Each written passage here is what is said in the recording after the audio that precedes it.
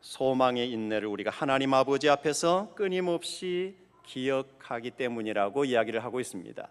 그리고 더 내려가서 보면 너희는 많은 환난 가운데서 성령의 기쁨으로 말씀을 받아 우리와 주를 본받는 자가 되었다라고 이렇게 이야기를 하고 있고, 이런 교회의 소문이 마게도냐와 아가야에 있는 모든 믿는 자의 본이 되었다고 이렇게 이야기를 하고 있습니다.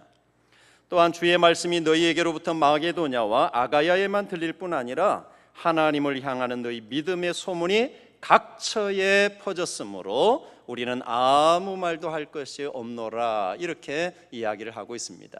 그만큼 데살로니가 교회는 정말 아름다운 교회, 좋은 교회였다고 바울이 칭찬하고 있습니다. 근데 이렇게 아름다운 교회가 될 수 있었던 이유가 어디에 있을까? 그 이유를 보니까 2장 13절을 말씀에 가서 보면 이렇게 이야기를 하고 있습니다. 이러므로 우리가 하나님께 끊임없이 감사함은 너희가 우리에게 들은 바 하나님의 말씀을 받을 때에 사람의 말로 받지 아니하고 하나님의 말씀으로 받음이니 진실로 그러하도다. 이 말씀이 또한 너희 믿는 자 가운데서 역사하느니라, 이렇게 말씀하고 있습니다. 데살로니가 교회가 그렇게 아름다운 교회로, 든든한 교회로 세워질 수 있었던 이유는 그들에게 말씀이 전파되어질 때마다, 말씀이 선포되어질 때마다 그 사역자들이 말씀을 전할 때 그 말씀을 사람의 말로 받지 아니하고 하나님의 말씀으로 받을 때에 그 말씀이 너희 속에서 역사를 이루었다고 이야기하고 있습니다. 오늘 온누리교회 이 강단을 통해서 선포되어지는 말씀을 여러분들이 들을 때마다 그 말씀이 사람의 말이 아니라 하나님의 말씀으로 들음으로 그 말씀이 온누리교회 공동체 안에서 역사를 이루고 여러분 개인의 삶 속에서, 가슴 속에서 역사를 이룸으로 말미암아 놀라운 변화의 역사를 이루어가는 그러한 은혜가 있기를 주의 이름으로 축복합니다. 오늘 교사 헌신 예배라고 말씀해 주셨는데, 교사들에게 어떤 말씀을 전하는 게 좋을까 생각하면서 평범하지만 우리가 꼭 기억해야 할 말씀을 함께 나눠야 되겠다, 그런 생각을 했습니다. 그러면서 우리가 다 암송하는 그러한 말씀이기도 하고, 그래서 너무너무 평범한 말씀이지만 문제는 평범한 말씀임에도 불구하고 우리의 삶 속에서 실천되어지지 못하는 그런 부분들이 많은, 이러한 말씀들 다시 한 번 더 좀 생각을 해보면서 함께 은혜를 나누고 또 앞으로 여름 사역들을 여러분들이 감당해 나가면서 이 말씀을 기억하고 정말 행복하게 여름 사역을 감당했으면 좋겠다 하는 그런 마음으로 오늘 말씀을 함께 살피려고 합니다. 제가 행복한 교사라고 하는 제목을 드렸습니다. 그리스도인은 행복한 사람이지요. 그리스도인은 행복한 사람이라면 교사 역시 마찬가지입니다. 교사들도 행복한 교사가 되어야 합니다. 행복한 교사가 되어야, 그래야 나를 통해서 배우는 그러한 학생들이 행복하게 배울 수가 있는 것이죠. 목회자도 마찬가지입니다. 행복한 목사가 되어야 교회 모든 성도들이 행복을 함께 느끼며 누릴 수가 있는 것입니다. 부곡이라고 하는 치악산 골짜기 아주 깊은 곳에 이렇게 들어가 있으면서 늘 제 마음 가운데 그런 생각을 가지고 있습니다. 비록 어르신들만 거의 계시지만 지금 교사 우리 선생님들 나오셔서 특송하셨는데 여기에 서신 분들이 우리 교인들보다 더 많은 것 같아요. 비록 작은 수이지만 제가 처음에 이제 부임해 갔을 때 첫 예배 15분 예배를 드렸습니다. 15분 예배를 드리면서 또 그 해에는 여름철에 갔는데 여름에 마을에 그 결혼식이 있었어요. 그러니까 주일날 딱 됐는데 예배 준비하고 예배 드리려고 섰는데 저희 가족이 5입니다. 아내하고 아이들 셋, 그리고 그날 장로님, 그러니까 외지에서 장로 임직을 받고 부곡에 들어오신 분, 이 장로님 가정은 또 빠지지 않고 앉아 계셨고, 그리고 단위로 오셨다가 한 분이 오셔서 앉으셨어요. 그러니까 예배당이 텅 빈 겁니다. 그저 우리 가족 외에는 세 분이 앉아서 예배를 드리는 거예요. 이 참 난감하더라고요. 난감하더라고요. 그 해는 그렇게 시간들을 보냈습니다. 그러면서도 작은 수일지라도 낙심하지 말고 내가 정말 주님 앞에서 행복한 사역자가 되어야 되겠다, 그런 마음 가지고 기도하면서 말씀 준비하고 또 함께 나누고 마을을 돌고, 그러다 보니까 시간이 흐르면서 한 분 한 분 이제 예배에 대한 정착이 되고, 그리고 그 다음 해부터는 거의 마을에 잔치가 있어도 빠지지 않고 출석하는, 그리고 봄, 여름, 가을, 겨울 거의 출석률이 동일하게 되어지는 그러한 은혜를 하나님께서 주셨어요. 제가 행복하게 목회하려고 하니까 교회 식구들이 함께 행복을 누리고 함께 나누는 그러한 역사가 일어나게 되었던 것입니다. 오늘 우리 선생님들 마찬가지입니다. 힘들고 어렵죠. 요즘에는 정말 주일학교 교사, 학생의 교사한다는 것이 너무너무 힘든 그러한 시대에 우리가 사역을 감당하고 있는 것 같습니다. 또 학교도 마찬가지인 것 같아요. 학교에 가도 교사들이 힘들고, 군에 가면 또 군의 지도자들이 힘든 그러한 시대 속에 있는 것 같아요.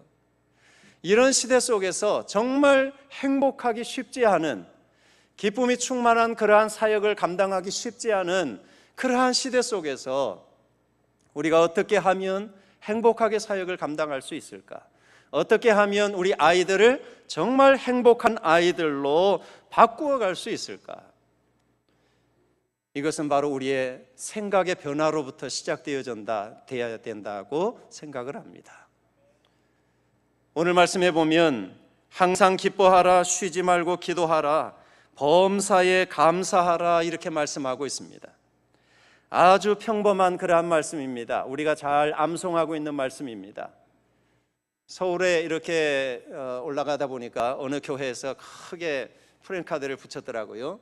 평범함이 능력이다, 이렇게 프랜카드를 붙여놨어요. 평범함이 능력이다. 무슨 평범함이 능력이라고 이야기할 수 있나? 그런데 가만히 그 문구를 생각해 보니까 정말 그런 것 같아요. 평범함이 능력입니다.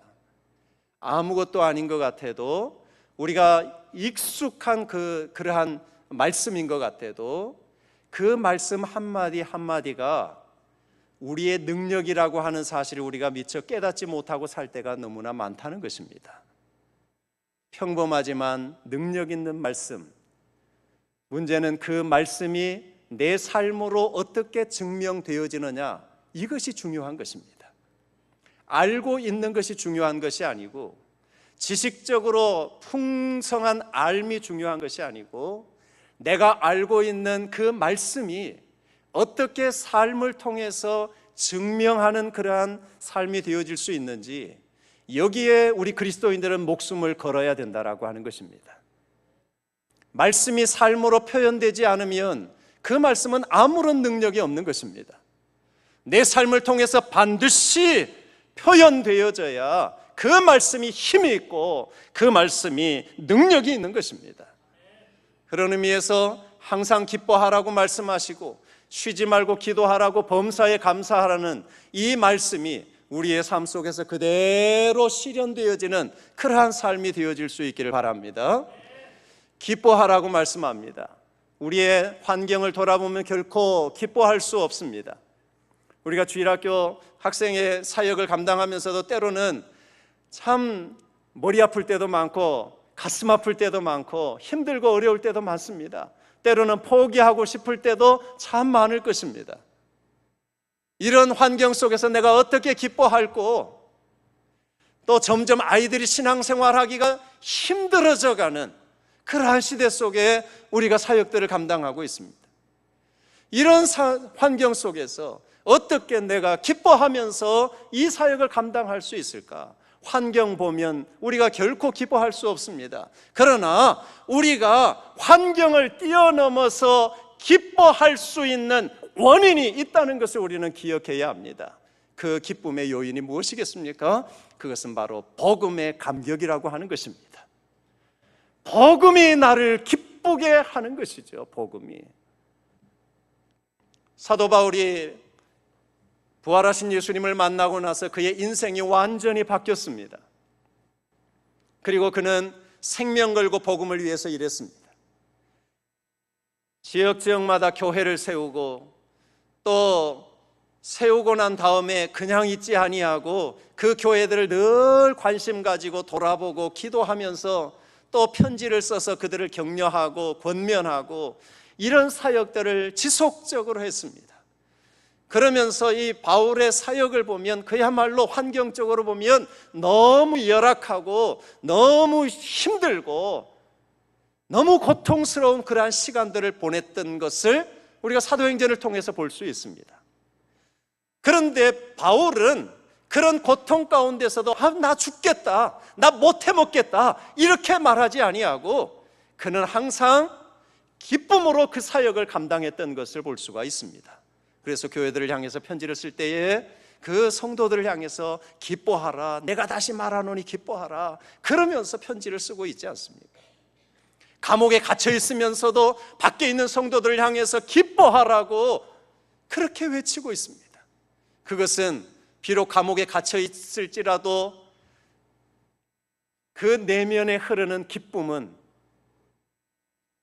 어느 누구도 막을 수 없었다는 것을 표현하고 있는 것입니다.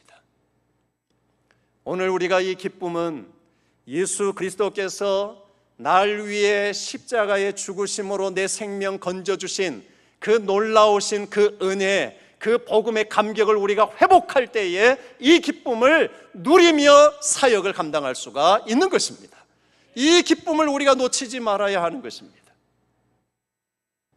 제가 중학교 2학년 말에 처음 예수님을 만났습니다. 물론 그때 처음 예수님을 만났다고는 이야기할 수 없습니다. 중학교 2학년 말에 이사를 가서 마을에 교회가 있어서 예배당에 그저 심심해서 나갔거든요. 그러니까 그때는 예수님 만났다고 이야기할 수 없어요. 그렇게 나아가기 시작하면서 중학교 3학년 때 예수 그리스도를 인격적으로 만났습니다. 그 전에 살던 지역에는 교회가 없었습니다. 그래서 복음에 대해서 전혀 듣지를 못했습니다. 중학교 3학년 때 말씀을 계속 들으면서 예수 그리스도를 인격적으로 만났고 그리고 그 주님의 말씀을 들으면서 중학교 3학년 말쯤에 가서 제 마음 가운데 이런 생각이 들었습니다. 하나님께서 나를 부르신 것은 분명히 이유가 있을 터인데 왜 나를 부르셨을까? 그런 생각에 하루하루를 보내면서 하나님께서 제 마음 가운데 그런 마음을 주셨습니다. 내가 너를 부른 것은 너를 훈련시켜서 그 교회 없는 그곳에 복음을 전하게 하기 위해서 너를 불렀다라고 하는 그러한 마음의 강한 감동이 제게 왔어요. 뭐 음성을 들려주셔서 제가 들은 것은 아닙니다. 내 마음 가운데 하나님께서 그런 감동을 주신 거예요. 그래서 하나님, 그럼 제가 어떻게 해야 되죠? 그러면서 그러면 내가 목회자의 길을 가야 되겠구나, 신학 공부를 해야 되겠구나. 그런데 뭐 가정 형편이 고등학교 진학도 하지 말라고 하는 그런 형편이었기 때문에 고등학교 가지 말라고, 집에서 일하라고, 그런 것 어떻게 해서 서울에 철도고등학교가 학비가 없다고, 무료로 공부한다고, 그러니까 그곳으로 보내달라고 선생님들이 애원을 하셔가지고, 그래가지고 제가 서울로 유학을 가서 공부를 하게 됐습니다. 그러면서 공부를 마치고 역에 가서 근무하면서도 정말 나를 부르신 그 주님의 그 부르심에 대한 이 생각이 놓칠 수가 없는 거예요. 그리고 복음을 전해야 된다라고 하는 그 강렬한 열망이 마음속에서 떠나지가 않는 거예요. 그래가지고 철도청을 그만두고 그리고 신학교에 들어갔습니다. 그러면서 지금까지 사역해 오는 가운데에 이 복음의 감격이 아니면 결코 제가 설 수 없는 그러한 걸음을 걸어왔던 것 같습니다. 복음이 능력이고 복음이 나를 살렸고 복음이 나를 나되게 했으니까 이 복음의 감격을 가지고 또 다른 나와 같은 한 생명이 성장해 갈 수 있도록 돕는 자의 역할을 감당해야 된다라고 하는 그러한 사명감을 가지고 우리가 교사의 직분을 감당한다면 우리는 정말 기쁨으로 감당할 수 있을 것입니다. 내게 기쁨이 떠나지 않아야, 내게 이 복음의 감격이 떠나지 않아야, 그래야 이 복음으로 생명을 살리는 그 사역을 감당해 나갈 수가 있는 것입니다. 저희 둘째 고모님이 전혀 예수를 믿지 않았습니다. 제가 신학하고 또 목사가 되고 그 이후에도 신앙생활을 하시지 않았어요. 그러는 가운데에 저희 할아버지 하나님 부르심을 받으셨고 저희 아버님이 하나님의 부르심을 받으셨어요. 장례를 치르면서 이 고모님이 제사상 안 차리는 그것 때문에 얼마나 핍박을 하고, 아니 우리 아버지 또 우리 오빠 굶겨서 죽일 거냐고, 이미 돌아가셨는데 왜 이렇게 굶기느냐고 그러면서 얼마나 또 그 앞에서 울고 통곡을 하고 그러셨는지 몰라요. 그런 고모님이 만날 때마다 복음을 전하면서 고모, 예수님만이 살 길이에요. 예수님만이 우리의 소망이에요.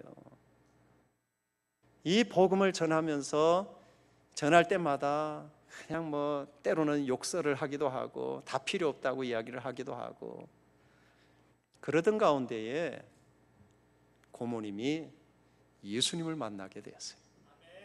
그 큰딸의 죽음을 통해서 예수님을 만난 거예요. 큰딸이 사모였거든요. 그런데 사모의 생활 얼마 하지도 못한 상태에서 하나님의 부르심을 받았어요. 그 엄청난 충격을 받으면서 야, 이제 고모님은 이제 끝났구나 그런 생각을 했어요, 속으로. 그런데 하나님의 계획은 놀랍더라고요. 그 일을 통해서 하나님께서 고모를 부르셨고 인격적으로 예수님을 만나고 난 이후에 고모가 완전히 바뀌었어요. 글도 잘 모르는 분이세요. 그런데 그 고모님이 요즘에는 만나면 정말 행복해하고 기쁨이 충만한 그러한 모습을 보게 돼요. 그리고 만나는 사람들에게 그 복음을 전하는 거예요. 예수님이 최고야. 예수님이 최고야. 다른 이야기가 없어요. 예수님이 최고라는 거예요. 예수님이 최고라는 거예요. 나를 살려주신 예수님이 최고라는 거예요. 그래가지고 그 복음을 전하니까 듣는 이들이 또 말씀을 예전에는 잘 못했는데 얼마나 말씀을 잘 하시는지 또 아주 감동적으로 말씀을 하세요. 그래서 아이고, 목사인 나보다 훨씬 낫네요. 제가 그럴 때가 있어요. 그러면서 전도를 하는데 참 열매가 많아요.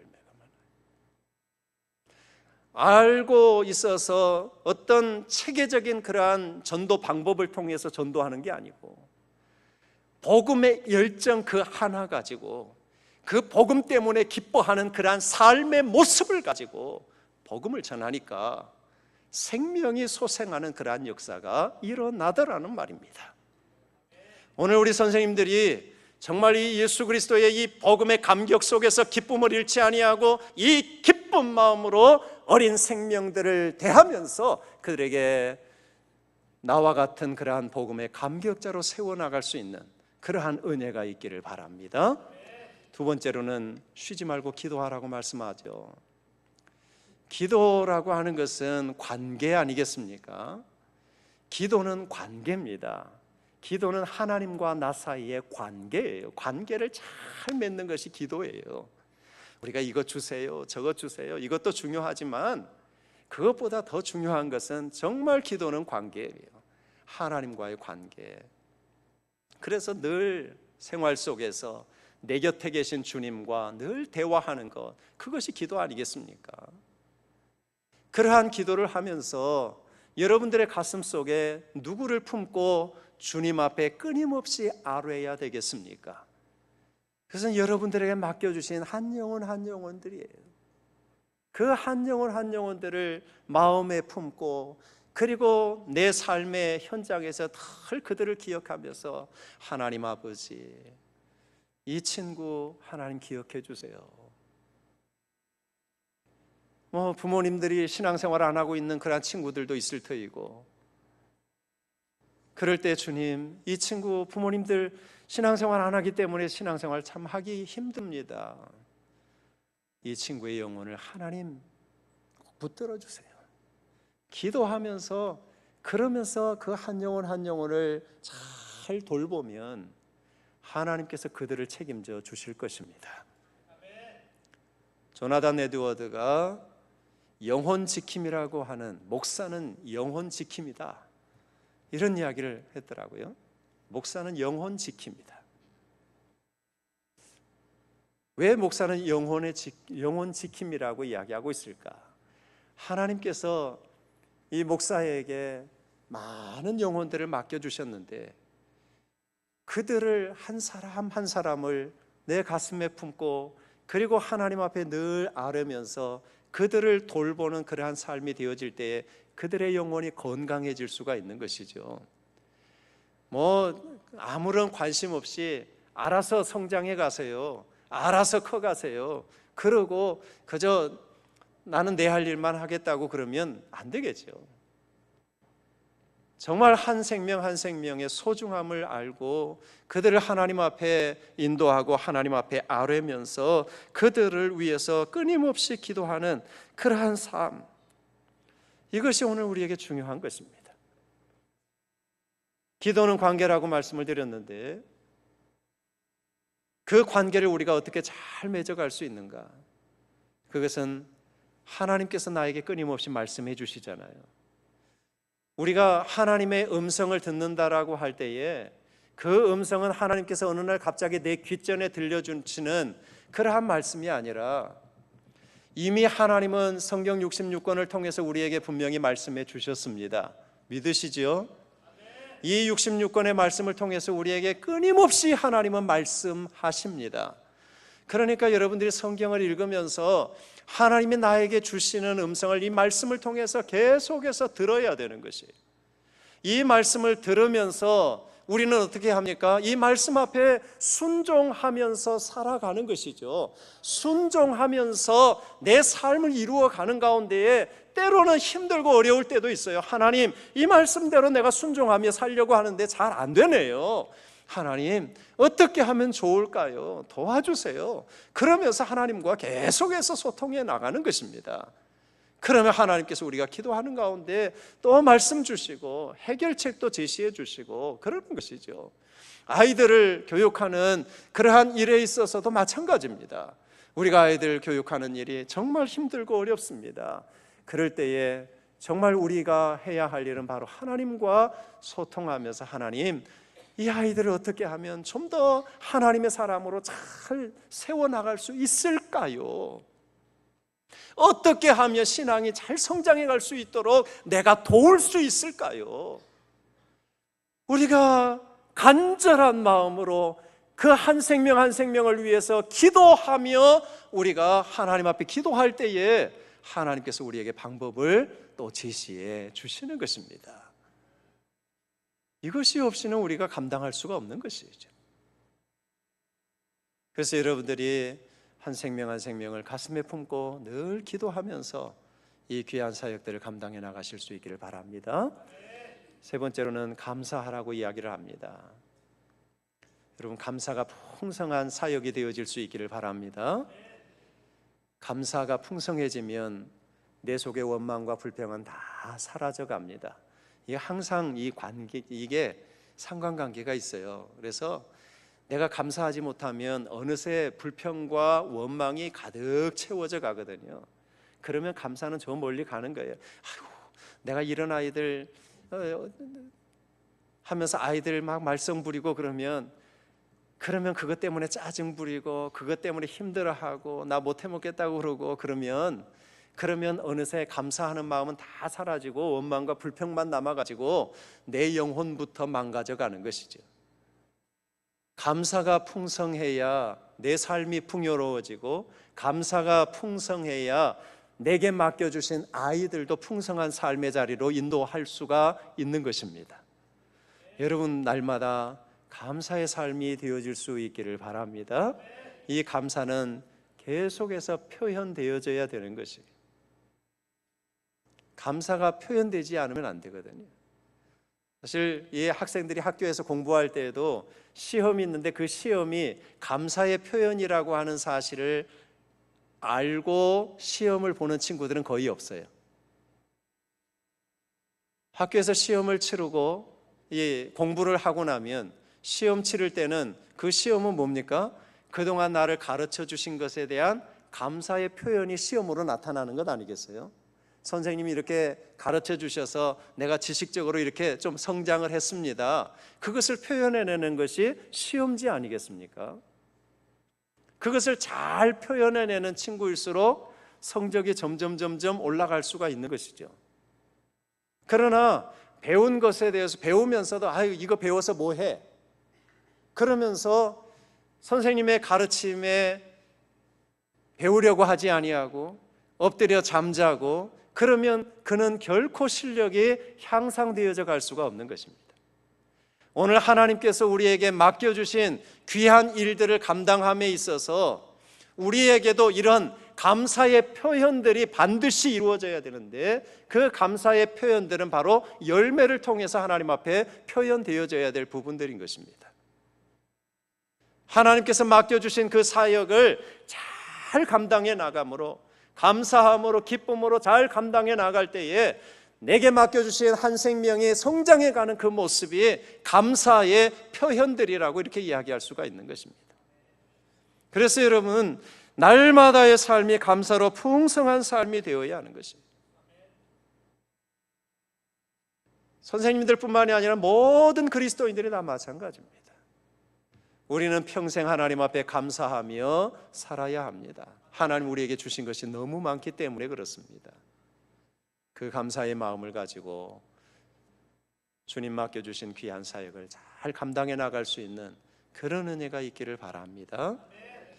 우리가 항상 기뻐하고 쉬지 않고 기도하고 범사에 감사하면서 우리에게 맡겨주신 일들을 잘 감당해 나가려고 할 때에 이게 말처럼 참 쉽지가 않습니다. 하려고 몸부림쳐봐도 때로는 실패할 때가 너무너무 많습니다. 어쩌면 기쁨과 기도와 감사가 내 힘으로 하려고 그러면 이것이 정말 힘들고 고통스러운 일인 것이죠. 억지로 그렇게 살려고 하면 너무너무 힘들어요. 그래서 우리에게 꼭 필요한 부분이 있습니다. 그게 무엇인가 하면 성령의 충만함인 것입니다. 그래서 오늘 이렇게 말씀합니다. 성령을 소멸하지 말라고 이야기하고 있습니다. 성령을 소멸하지 말고 예언을 멸시하지 말라고요. 성령과 말씀은 항상 같이 가는 것입니다. 성령과 말씀의 그 목적, 이것은 똑같습니다. 동일합니다. 성령을 우리에게 보내주신 목적, 말씀을 우리에게 주신 목적은 동일합니다. 그래서 성령께서 말씀을 통해서 역사를 이루어 가시는데 여기에는 두 가지가 있죠. 성령을 우리에게 주신 목적이 뭡니까? 그래서 성령께서 우리에게 오셔서 우리의 영혼의 구원을 위해서 오셨습니다. 그리고 우리 구원 사역을 위해서 성령께서 역사를 이루시죠. 성령으로 말미암지 않고는 어느 누구도 예수 그리스도를 주라고 고백할 수 없다고 말씀하시지 않습니까? 성령께서 내 속에 오셔서 나로 하여금 예수 그리스도가 내 구주 되심을 믿게 하실 때에 내가 믿을 수 있는 것입니다. 내가 믿은 것 같지만 그러나 하나님의 은혜로, 성령의 역사로 내가 믿은 것입니다. 성령께서 이런 역할을 하실 뿐만 아니라 우리가 성장해 갈 수 있도록 돕는 역할을 성령께서 하시는 것입니다. 말씀도 동일합니다. 디모데후서를 통해서 말씀하고 있는 것처럼 하나님의 말씀은 우리로 구원에 이르는 지혜가 있게 한다고 말씀하시지 않습니까? 우리로 구원에 이르는 지혜가 있게 하고 또 하나님의 사람으로 온전케 되어져 가도록 하는 데에 말씀의 역할이 있는 것입니다.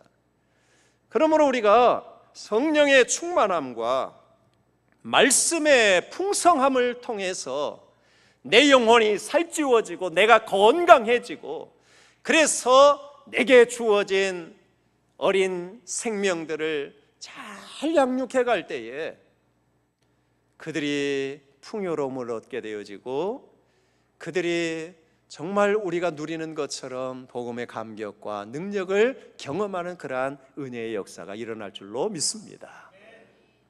그런 의미에서 우리는 성령의 충만함과 말씀의 풍성함으로 무장되어질 수 있어야 하는 것입니다. 하나님의 말씀이 여러분들의 삶을 완전히 사로잡을 수 있게 되기를 바랍니다.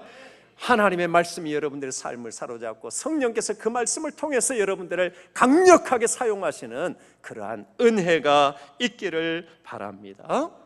마지막으로 범사에 헤아려 좋은 것을 취하고 악은 어떤 모양이라도 버리라고 말씀하고 있습니다. 취할 것과 버릴 것을 우리는 잘 분별할 줄 알아야 합니다. 그 분별의 기준은 바로 하나님의 말씀인 것이죠. 말씀을 통해서 취할 것과 버릴 것을 잘 분별하고, 정말 우리의 어린 생명들에게 취할 것과 버릴 것을 잘 분별하면서 내가 온전하게 세워짐으로 내가 하나의 어린 친구들에게 그리스도인으로서의 삶의 모델이 되어질 수 있는 그런 삶이 되어야 할 것입니다. 가끔은 그런 경우들이 있거든요. 주일학교 교사하면서도 아직도 끊을 거 끊지 못하고 하는 경우들도 있어요. 그래가지고 어느 날인가는 내가 가르치는 아이에게 그만 내가 하지 말아야 될 것을 하는 것을 들켜가지고 얼굴이 벌개지는 그런 경우들도 가끔은 있거든요. 모델이 안 되는 거예요. 그런 의미에서 취할 것을 취하고 버릴 것을 과감하게 버릴 줄 아는, 그래서 정말 하나님의 사람으로 온전케 되어지고 거룩함을 온전히 이루어갈 수 있는 그러한 교사가 되어질 때에, 그러한 그리스도인들이 되어질 때에 우리가 삶의 모델이 되어질 수가 있는 것이고, 내 그러한 삶이 하나의 그리스도의 향기로, 그리스도의 편지로 저들에게 전달되어질 수가 있는 것입니다. 고린도전서 10장 31절에 너희가 먹든지 마시든지 무엇을 하든지 다 하나님의 영광을 위하여 하라고 말씀하셨는데, 우리가 어떤 일들을 하든지 우리 특별히 선생님들은 가르치는 이 귀한 사역들을 감당해 나가면서, 또 우리 모든 성도들은 하나님께서 우리에게 주신 귀한 일들을 감당해 나가면서 오직 하나님의 영광을 위해서 내 삶을 전체 하나님 앞에 드리면서 헌신할 수 있는 그러한 삶의 자리로 나아갈 수 있게 되기를 바랍니다. 아무쪼록 올 여름 사역을 여러분들이 감당하시면서 정말 복음의 감격 속에서 기쁨을 잃지 않는 사역이 되실 수 있기를 바라고, 한 생명 한 생명을 가슴에 품고 주님과 끊임없이 의논하면서 아이들을 잘 양육해 가실 수 있기를 바라고, 어떤 환경에서든지 어떤 상황 속에서든지 감사를 잃지 마시고 정말 감사하면서 주어진 직분 잘 감당해 나가실 수 있기를 주의 이름으로 축원합니다. 기도하겠습니다.